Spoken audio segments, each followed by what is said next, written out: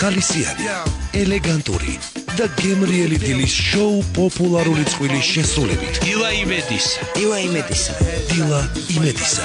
ლუკა მარგველაშვილთან და ნიკა წულუკიძესთან ერთად.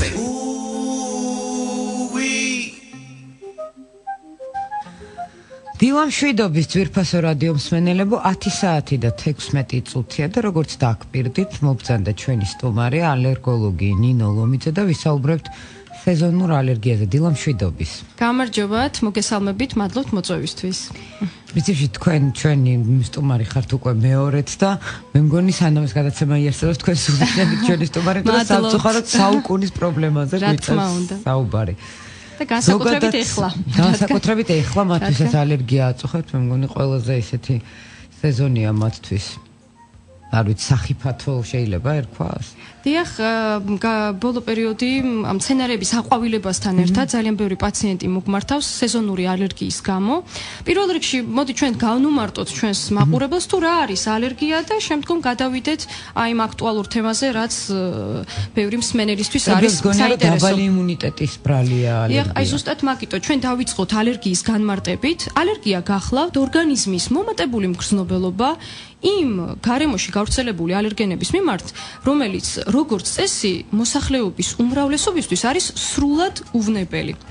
აი ჩამოვთვალოთ რა შეიძლება იყოს ეს ალერგენები.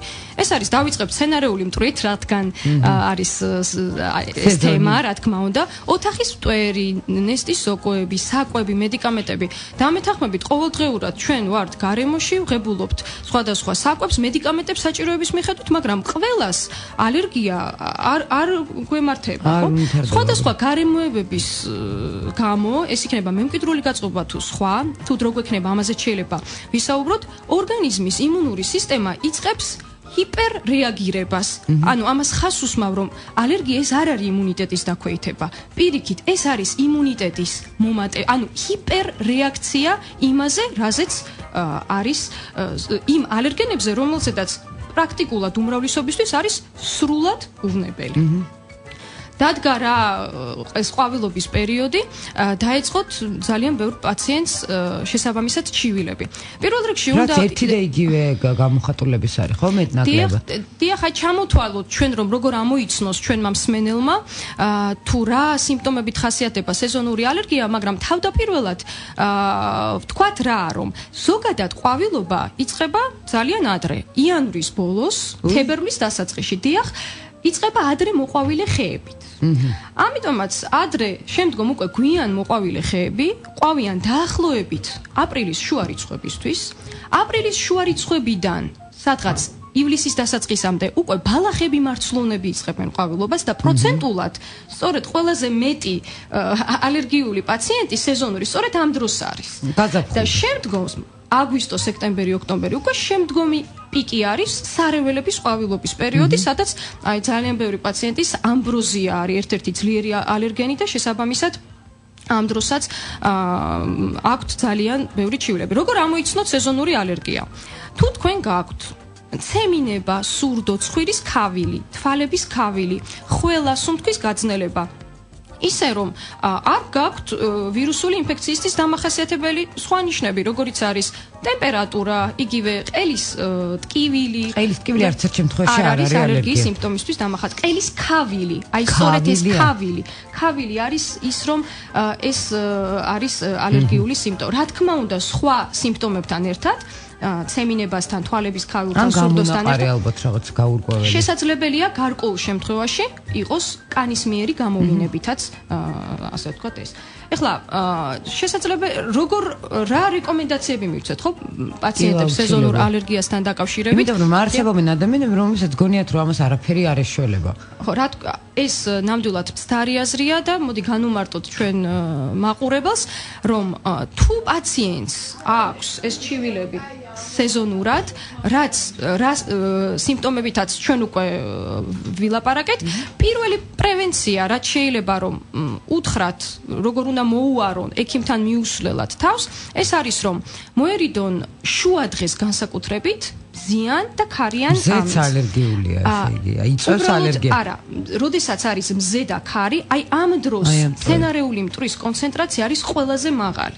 აქედან გამომდინარე, ის პაციენტი, რომელიც გადის გარეთ, განსაკუთრებით ქარიან ამინდში, რა თქმა უნდა, მას ეს ნიშნები უორმაგდება და მეტი შეიძლება გაუსაგმაგდეს. პირბადე ან სათვალე ან ჩამოთვალოთ ჩვენ რა შეიძლება თუ მაგალითად პაციენტი გადის გარეთ. აუცილებლად შესაძლებელია და მანქანის გზავროს ფანჯრები აწიოს. მოერიდოს და რთულია რამდენი რამეა საჭირო გადავირიე. სახში დაბრუნებისას ჩამოიბანოს პირი წყლით, ასევე გამოიცვალოს ტანისამოსი, იმიტომ რომ სცენარეული მტვერი როგორც სახეზე, ასევე ტანისამოსიც არის და შესაბამისად შესაძლებელია რომ პაციენტს ეს სიმპტომები აღენიშნოს. ასევე კიდევ ერთი რეკომენდაცია, რომელიც ასევე მარტივი შესასრულებელი არ არის, იმ დროს განერიდოს, ანუ წავიდეს ზღვაზე, ან მაგალითად მაღალ მთაში. სადაც ყველაზე ნაკლები ალბათობა ალერგიის თუ ასე რომ აი გეტყვით თქვენ რომ ჩვენ საუბრობთ სეზონურ ალერგიაზე და ამ წუთას ბალახები მარცვლოვნები არის თავის პიკს აღწევს ხო ყვავილობის პაციენტი ამ დროს თუ წავა მთაში იქ ბალახები მარცვლოვნები ჯერ არ არის აყვავილებული ეგრეთ წოდებულად გარკვეულწილად მოშორდება მას ასევე მნიშვნელოვანი რეკომენდაცია რომ დროულად მიმართოს ექიმს. ეხლა რატომ? რომ ზოგს გონია რომ სხვადასხვა თვითონ მიხედავს, ღებულობს სხვადასხვა ანტიალერგიულ პრეპარატებს, რომელიც ზოგ შემთხვევაში ნაწილობრივ ეფექტურია, ზოგ შემთხვევაში უეფექტოა და პაციენტს გარკვეულწილად უჩნდება განსა, რომ აი მე არაფერი არ მეშველება. დიდი მნიშვნელობა აქვს ექიმთან მისვლას, იმიტომ რომ ყველა წარმატებული მკურნალობის საფუძველი არის სწორი დიაგნოსტიკა. ამიტომაც ექიმი სწორედ შეაფასებს მას, ჩაუტარებს რა სხვადასხვა გამოკვლევებს, ეს იქნება კანის სინჯები, ვენიდან აღებული სისხლით ასეთ კონკრეტულ ალერგენების გამოვლენა, სუნთქვითი ტესტები თუ მას აწუხებს, ხველა, სუნთქვის გაძნელება, რაც სცენარეულ მტვერთან არის დაკავშირებული და შემდგომ შეურჩევს სწორ მკურნალობის კურსს. ერთი მინდა ჩვენ მაყურებელს ასე ვთქვათ რეკომენდაცია მივცე რომ ყოველთვის ვისაც აწუხებს სეზონური ალერგია მივიდეს ადრე ექიმთან. თუ ის სეზონამდე 10-14 დღით ადრე მივა და დაიწყებს პროფილაქტიკური მკურნალობის ჩატარებას, რა თქმა უნდა, მისთვის ის სეზონი იქნება ნაკლებად პრობლემური, იმიტომ რომ ფაქტიურად ეხლა მომართული პაციენტებისა არის წვავე სიმპტომები და ჩვენ ვაქრობთ ეხლა ცეცხლს, ასე ვთქვათ, წყლით. მაგრამ იქნება არ დავანთოთ ცეცხლი და კიდე ერთი რაც არის ძალიან მნიშვნელოვანი, რომ პაციენტი ამბობს, კი, მაგრამ არის საერთოდ გამოსავალი, თუ სულ უნდა მივიღომე მედიკამენტები და ყოველ წელს ადრე მივალ ექიმთან თუ დავიცავ მთელი მარტივ რეკომენდაციებს, რაზეც მე უკვე ვილაპარაკე, მხოლოდ დროებით შემიმსუბუქებს ეს მდგომარეობას. და აი ამ მსმენელის საყურადღებოდ მინდა უპასუხო, რომ რა თქმა უნდა გამოსავალი არის, რადგან მთელი თანამედროვე მსოფლიო, ევროპა, ამერიკა და მათ შორის ჩვენც წლების მანძილზე ვაკეთებთ სპეციფიკურ იმუნოთერაპიის კურსს, ანუ ალერგიულ ვაქცინაციას, ალერგიულ აცრას. ეს გულისხმობს, რომ მას შემდეგ რაც პაციენტს წინასწარ დაუდგინდება, თუ რაზე არის ალერგიული, მაგალითად ამ პერიოდში იმ გარკვეული მცენარეთა ჯგუფის მიმართ, რომელიც ეხლა ყვავის. აი იმ ალერგენი, რა თქმა უნდა, როდესაც სეზონი გავა, იმიტომ რომ აქტიურ პერიოდში, როდესაც მცენარეული კონცენტრაცია ისედაც ჰაერში მაღალია, ზედმეტად არ ტვირთავ ორგანიზმს, აცრის სახით, ან წვეთის ფორმით შედის ორგანიზმში, რომ იმუნიტეტი შეაგუო ნელ-ნელა იმას, რაზეც არის ალერგიული, რაც საბოლოოდ გაანთავისუფლებს პაციენტს ალერგიული გამოვლინებებისგან და ძალიან ეფექტურია.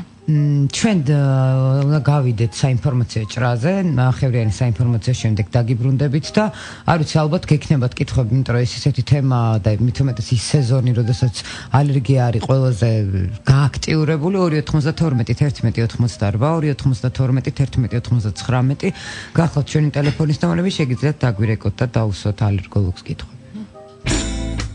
დილა იმედისა. დილა იმედისა. ლუკა მარგველაშვილთან და ნიკა წულუკიძესთან ერთად. დაგიბრუნდით ძვირფასო რადიო მსმენელებო 10 საათი და 33 წუთი და პირდაპირ გადავიდეთ საქმეზე, იმიტომ რომ იმდენი ზარია და იმდენი ინტერესია იმ ხელა ამ ამბის მიმართ, რომ ჩვენ მსმენელმა დაგვირეკა და დაგვისვა ასეთი კითხვა, სრული კურსის შემთხვევაში რამდენად არის იგივე ალერგენებზე ალერგიის განმეორების შანსი? ის რა არის ის პაციენტი რომელიც სრულ კურსს ჩაიტარებს პირველ რიგში უნდა თქვა რომ ყველა პაციენტი ერთნაირი არ არის ამიტომაც მას შემდეგ რაც ის მისი ანალიზების საფუძველზე შეფასდება მისი სიმძიმე შესაბამისად გადაწყდება მკურნალობის სტრატეგია სრული კურსის ჩატარების შემთხვევაში პაციენტების ძალიან მაღალ პროცენტს, შეიძლება იყოს 80-90% მთლიანად კარგავს ალერგია სცენარეული მტვრის მიმართ, ან რჩება ძალიან მსუბუქად გამოხატული სიმპტომები. ბევრად იმაზე ასჯერ ნაკლები ვიდრე ქონდა. საერთოდ კვლევების მიხედვით ცნობილია რომ აი ის პერიოდი განკურნების პერიოდი სადღაც არის 15 წლის მანძილზე. შემდგომ შესაძლებელია არც განმეორდეს ან შეიძლება გარკვეულწილად ძალიან მსუბუქი ყოველ შემთხვევაში ნამდვილად ღირს ამის გაკეთება. რა თქმა უნდა, ჩვენ ძალიან ბევრი პაციენტი ყავს, რომელიც ასე ვთქვათ, არის ძალიან კარგად და უხარია გაზაფხულის. ანუ ალერგიაზე იშველება, ჩემს მსმენელი ყავს ხაზზე, დილა მშვიდობის. დიახ, გისმენთ. გამარჯობათ. დიახ. გისმენთ. მე ასეთი შეკითხვა მაქვს. მე მყავს ფუტკარი. დიახ. და ადრე მკვენდა 7, 8, 10 ფუტკარი არავითარ რეაგირება არ მქონდა, გამისივდებოდა მე დავიწყო ჩვეულებრივად. ახლა უკვე 1-2-3 წელია. მიკბენს ფუტკარი, თუ გინდ ფეხის თითზე რომ მიკბინოს. უს წუთში მეჭედება ცხვირი, მეკავება თვალები და ასე შემდეგ. ერჯერ ეს მე არ ვიცოდი, პირველად რო შემხვდეს და არაფერი წამალი არ მიმიყიდა, დილამდე არ დამძინებია. დიახ. ახლა შევიხმევ სუპრასტინი მაქვს და რომ მიკბენს უცებ დავლევ სუპრასტინს ან ცხვირში ჩავიწვეთებ რაღაცას და ვდევნი ამით 1 საათი უმდები ამას. დიახ. რა შეიძლება ესე ან მე მიკვირს რატომ დამემართა ეს იმუნიტეტის დაქვეითება როგორც თქვენ თქვით არ არის არაფერს გავლენას ამაზე და სხვა რამეზე ალერგია არაფერზე არ მაქვს აბსოლუტურად. დიახ. იმუნიტეტით საკმაოდ ძლიერი მაგასე მგონია, იმიტომ რომ იშვიათად ვცივდები. დიახ. ო. რა შეიძლება რაზომა მივიღო? კი ბატონო, მადლობა. რომ ფუტკრის ნაკვენმა აღარ გამოიწვიოს ეს ალერგია. დიახ, მადლობთ კითხვისთვის, გიპასუხებთ, დიახ. ძალიან საინტერესო კითხვა მოვისმინეთ ჩვენ, მართლაც ინსექტური ალერგია ფუტკრის კრაზანის მიმართ ძალიან აქტუალურია. ანუ პირველი, დიახ, რა თქმა უნდა, დავიწყებ მის კითხვაზე პასუხის ნელ-ნელა გაცემით. პირველი კითხა რომ რატო დამემართა მე? რა თქმა უნდა, ყველას ეს არ ემართება, მაგრამ განსაკუთრებით რისკის ქვეშ არის ის პაციენტი, ვისაც რამდენჯერმე აქვს ნაკვენი, ანუ გარკვეულწილად ის ალერგიის მაპროვოცირებელი ექსტრაქტი, მარტივად რომ ვთქვათ, ფუტკრის შხამი, რომელიც შევიდა ორგანიზმში, გარკვეულწილად ნელ-ნელა შეუწყო ხელი ალერგიისთვის დამახასიათებელი ანტისხეულების გამომუშავებას ორგანიზმში. აქედან გამომდინარე, ერთი კბენასაც იყო რა მზად ორგანიზმი, ანუ დამახსოვრებული ქონდა რა, რომ ის ასე ვთქვათ, შხამი გარკვეულწილად მოხვედრილი იყო ორგანიზმში, უპასუხა მას ძლიერი ალერგიული რეაქციით. ამიტომაც ეს ზოგადად პრობლემა არა მარტო ჩვენთან, არამედ მთელ მსოფლიოში. ეხლა ამასთან დაკავშირებით გარკვეულწილად ეს ჯერჯერობით არ არის საქართველოში, მაგრამ აუცილებლად მომავალში ჩვენ ამას ვაპირებთ, იმიტომ რომ მიდის გარკვეულწილად ღონისძიებები იმისთვის, რომ ეს ჩატარდეს. ზუსტად როგორც ჩვენ ვილაპარაკეთ ალერგიულ ვაქცინაციასთან დაკავშირებით მცენარეული მტვრის მიმართ, როდესაც ვიცით ჩვენ რომ რაზე არის ალერგიული და ის ორგანიზმში ნელ-ნელა შეგვყავს იმისთვის რომ იმუნიტეტი მიეჩვიოს რაზეც არის ალერგიული, იგივე ხდება მსოფლიოში ფუტკრის ნაკვენთან დაკავშირებით. ანუ ის ექსტრაქტი, რაც იწვევს ზუსტად ალერგიის მაპროვოცირებელი მიზეზია, ისევ მზარდი დოზით შედის, ასე ვთქვათ, ორგანიზმში, რომ იმუნიტეტი გამომუშავდეს. ჯერჯერობით ეს არ არის, მაგრამ მალე იქნება როგორც მცენარეული მტვრის თუ ოთახის მტვრის შემთხვევაში. ამ პაციენტს ურჩევდი რომ მაინც მივიდეს ექიმთან, იმიტომ რომ იგივე ინსექტური ალერგიის მქონე პაციენტები ერთმანეთისგან განსხვავდება, ამიტომაც ჯობია რომ ჩვენ ასე ვთქვათ ჩაიტაროს გამოკვლევა, შეფასდეს რისკი, შეფასდეს მისი ზოგადი ალერგიული განწყობა, ალერგიული ფონი და მიეცეს სწორი რეკომენდაცია, იმიტომ რომ ზოგ შემთხვევაში ანტიალერგიული წამალი ყოველთვის არ არის საკმარისი იმისთვის რომ იმიტომ რომ ასე ვთქვათ ფუტკრის ნაკვენმა შეიძლება საკმაოდ ძლიერი სიცოცხლისთვის საშიში რეაქციაც კი გამოიწვიოს, ხო? აი რაც შეეხება საკვებთან და მცენარეებთან მიმართებაში, აი როგორ შეიძლება რომ დავიცოთ? დიახ, ესეც ძალიან საინტერესო თემაა და მინდა უთხრა ჩვენს მაყურებელს, რომ მცენარეულ მტვერსა და საკვებს შორის არის ჯვარედინი კავშირი. ანუ ეს რას ნიშნავს, რომ მაგალითად თუ პაციენტი არის ალერგიული ხემცენარეების მიმართ და ყველაზე უფრო ხშირად ასე ვთქვათ ხის მიმართ, ალვის ხის მიმართ, მას არყის ხის მიმართ, მას შეიძლება კონდეს ჯვარედინი კავშირი ისეთ ხილთან და ასე ვთქვათ ბოსტნეულთან, როგორიც არის ატამი, მაგალითად, არის ვაშლი. აი, ვაშლი ავიღოთ, ხო? ვაშლი არის საკმაოდ, როგორ ვთქვათ, ესეთი უწყინარი ხილი. როდესაც დიეტა, სხვადასხვა ალერგიული გამოვლინებები არის და პაციენტი ამბობს, რომ აი, ხილიდან რა შეიძლება, ვეუბნებით, რომ შეიძლება ვაშლი, მაგრამ ზოგ შემთხვევაში შეიძლება ვაშლიც იყოს ალერგიის გამომწვევი მიზეზი. მაგალითად, ამბროზიის მიმართ ალერგიის დროს ვერ იტანს პაციენტი ბანანსა და კივს. ბალახები მარცვლოვნების დროს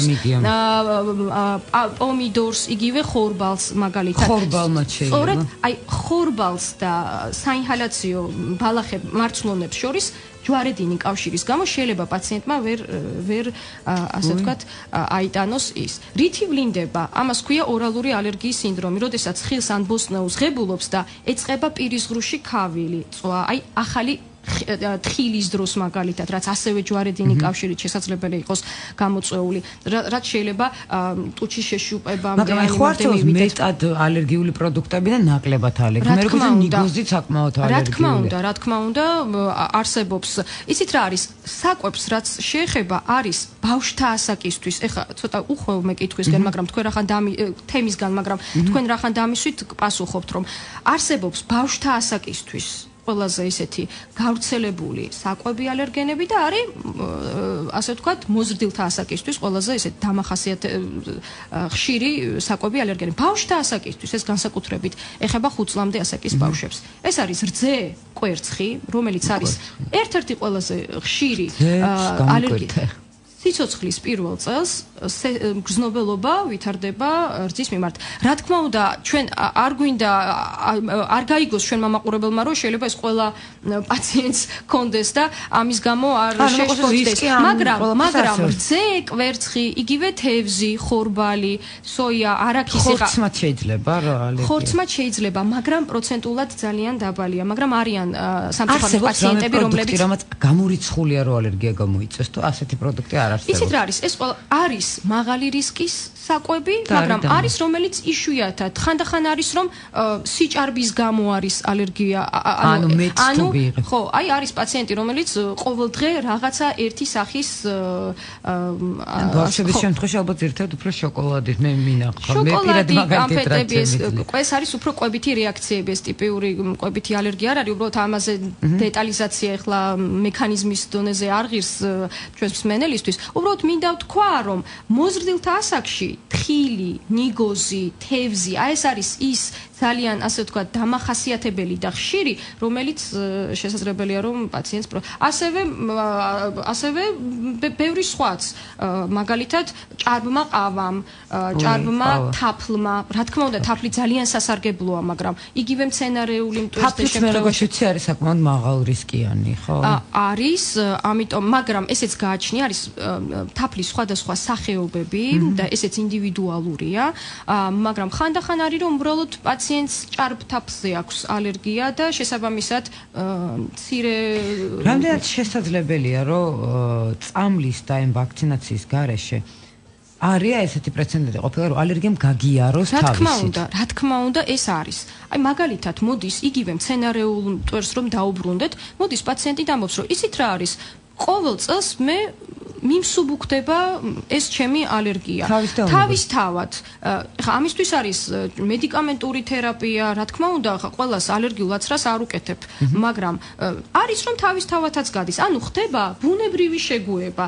როგორც ჩვენ შეგვყავს ორგანიზმში, აი ის, რაზეც არის ალერგიული, ასე შეიძლება მის და უნებურად, იმიტომ რომ სცენარეული მტვერი ხო ჰაერშია, ნელ-ნელა პაციენტი ყველანაირი ჩარევის გარეშე თვითონაც შეეგუოს, მაგრამ თუ ხედავს, რომ რამდენიმე წელია ძალიან წვალობს, ბევრ პრეპარატებს ღებულობს და ის მხოლოდ ხანმოკლე პერიოდით უმჯობესებს მის მდგომარეობას და მომავალ წელს იგივე სიძლიერით, ან შეიძლება უარესათაც აქვს ალერგიული ჩივილები და არის იმედგადაწურული და ფიქრობს, რომ მუდმივად უნდა დიდი რაოდენობით მედიკამენტი მიიღოს, აი მათ საყურადღებოდ მინდა ვთქვა, რომ აი ასეთი პაციენტებისთვის იმუნოთერაპია არის ძალიან ეფექტური.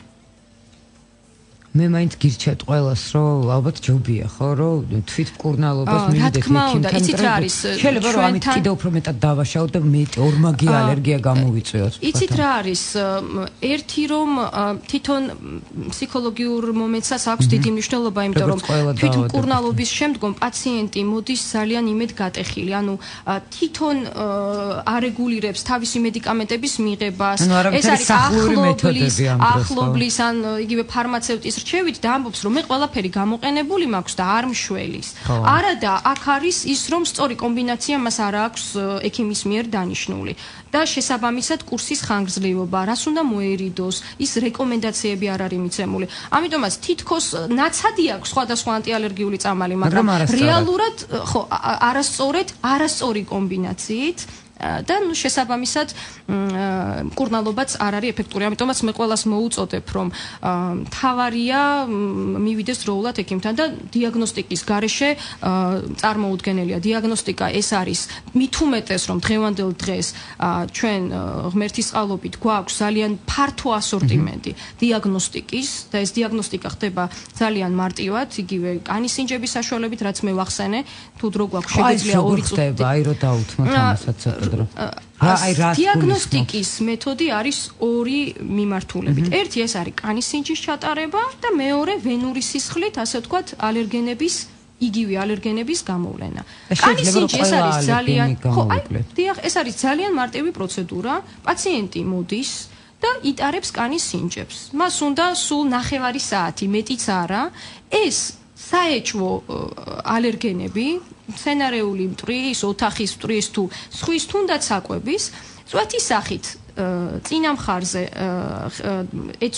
აწვეთებენ და შესაბამისად ხდება 15 წუთის მანძილზე შეფასება, რომელიც გაწიწდება ჩვენ ანუ რეაქციას რომელიც ხო, რა თქმა უნდა, კლინიკურ ნიშნებთან და სიმპტომებთან ერთად ექიმი სწორ რეკომენდაციას მისცემს, მას შემდეგ რაც გამოულინდება მას, აი ეს მისი ალერგიისთვის დამნაშავე ალერგენი. უკვე მე სწორ მკურნალობის კურსაც დაუნიშნავს, იგივე იმუნოთერაპიასაც, ალერგიულ ვაქცინაციის შესახებაც აცნობებს, თუ ამ პაციენტისთვის ეს გარკვეულწილად ჩვენება და შესაბამისად პაციენტი ყოველთვის შეიძლება ჩვენ გადაცემას დაერქვას, რომ ალერგია განაჩენი არ არის. არა, რა თქმა უნდა, მე პირიქით მე მინდა მოუწოდო ჩვენს, ხო, რა თქმა უნდა, იმიტომ რომ ძალიან ბევრი პაციენტი არის იმედ ჩატეხილი და მე პირიქით მინდა ვანუგეშო ის და უთხრა, რომ დროულად მივიდეს ექიმთან, იმიტომ რომ დღევანდელ დღეს თანამედროვე მედიცინა მუდმივად მიდის წინ. მუდმივად ხდება სხვადასხვა, ასე ვთქვათ, ახალი პრეპარატების, ახალი მიდგომების შემუშავება და დღევანდელ დღეს მინდა ვთქვა, რომ ალერგია სრულად დაძლევადია. გააჩნია შემთხვევა, ზოგს ჭირდება ხანმოკლე მკურნალობის კურსი, ზოგს ხანგრძლივი მკურნალობის კურსი, მაგრამ ყოველთვის გამოსავალი არსებობს. ღმერთი ყოველთვის რაღაც ალტერნატივას აძლევს, ასე ვთქვათ, ექიმს, პაციენტს, რომ ერთობლივი მუშაობის საფუძველზე მკურნალობა იყოს ძალიან ეფექტური. ძალიან დიდი მადლობა იმისთვის, რომ მობრძანდით, იმისთვის, რომ ასეთი სასარგებლო რჩევები მოგვეცით, ასე დაგვაიმედეთ რადიო იმედის ეთერში. დიდი მადლობა. დილა იმედი საორჩაბათამდე გემშვიდობებად ბედნიერ უქმეებს გისურვებთ. ხალისიანი, ელეგანტური და გემრიელი დილის შოუ პოპულარული წყვილის შესრულებით. დილა იმედისა. ლუკა მარგველაშვილთან და ნიკა წულუკიძესთან ერთად.